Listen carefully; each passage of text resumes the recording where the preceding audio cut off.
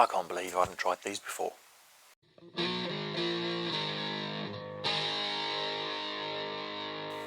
Welcome along to Barbecue Life. A great barbecue doesn't cost a fortune.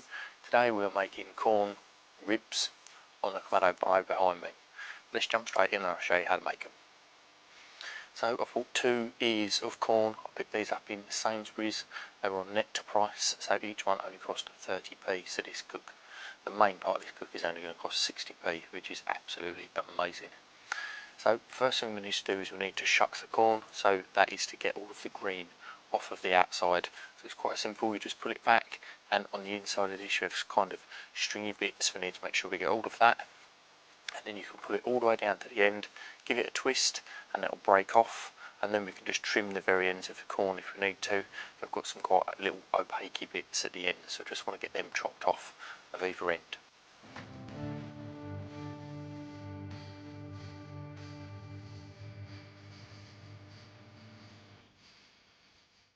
Then what we're going to do is we're going to chop the corn in half through the middle, lengthways.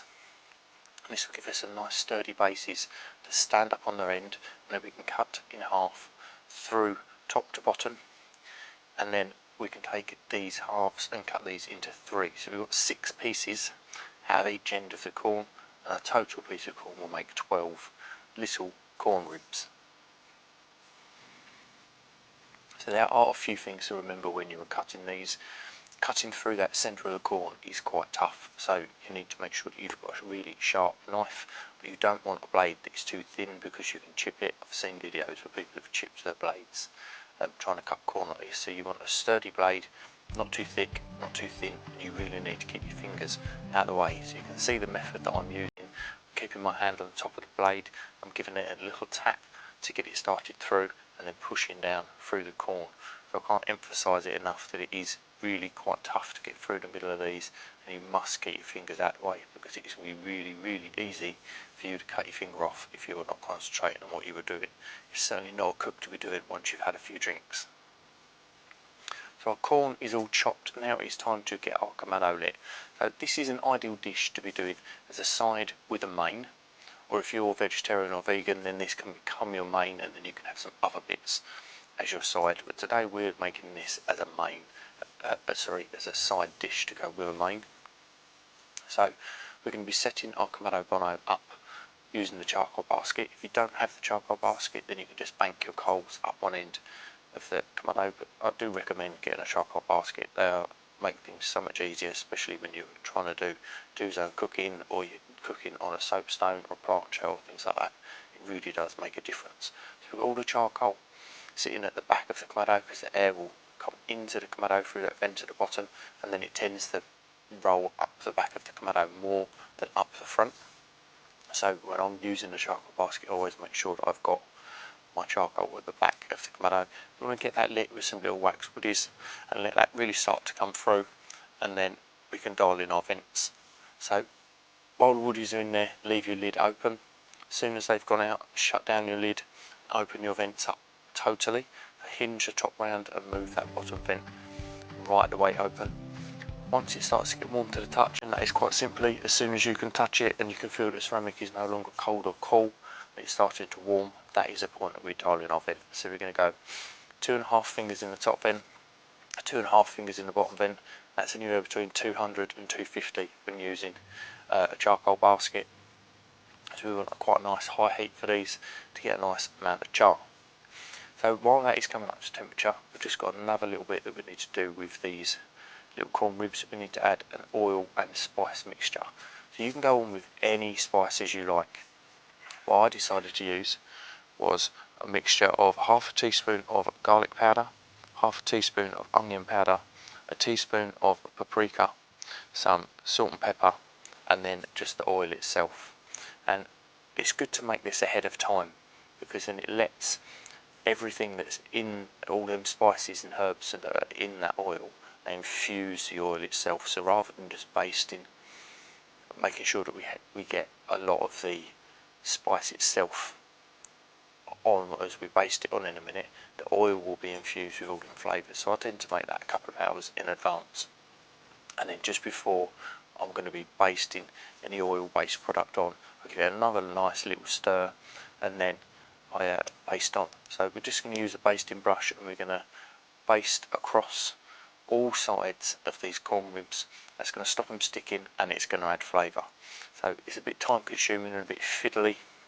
We just want to get them all completely covered. By the time you've done that, your kamado should be roughly coming up to temperature. We want to get our grill grates in, so we're going on the lowest setting on one side and the highest setting on the other side, and that is going to give us some really high heat over the charcoal and some lower heat indirect side, just for finishing off. So as I say, we're going to be cooking that corn over direct heat. So I seem to have lost the footage of me putting them on the grill, which is really annoying.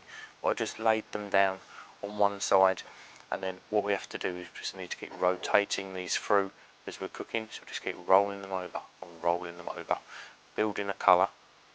And you'll see that when they start to get a bend in them, that is when they're starting to become tender. So we're just building that colour, keep rolling and rolling through, and then we move them over to the indirect side.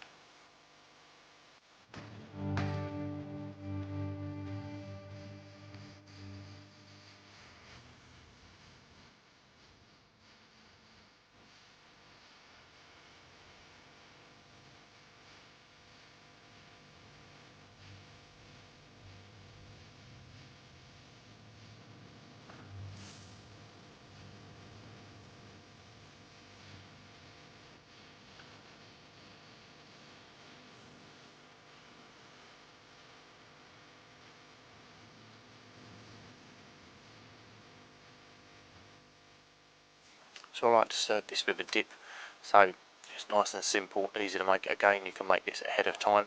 So into a bowl we go in with half a lime, some crumbled feta, 3 tablespoons of mayonnaise, some pepper and some sriracha. So if you want it hotter, you can add more sriracha. If you want less heat, then you can add less sriracha. So just, you know what you're going to like.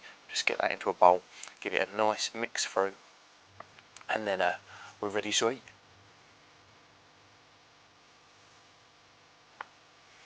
So these are just so easy to cook.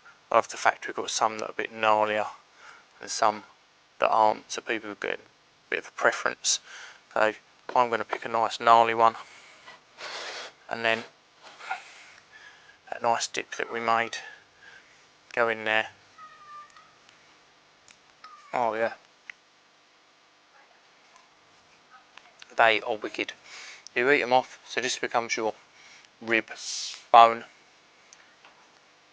and then you just eat the corn off like you would eat the meat off of a normal rib. But they are absolutely wicked. You ain't got to be vegan, vegetarian, whatever to try them. I know the dip's not vegan, but it is vegetarian. But they are just wicked. We've got burritos for dinner tonight, so just standard burritos, and these are my side along with my chips, and they're going to work fantastically well. So if you like what we're doing here at Barbecue Life, then please do subscribe to the channel. Make sure to leave me a comment, let me know what you think, and like the video. Thank you very much for watching. Cheers.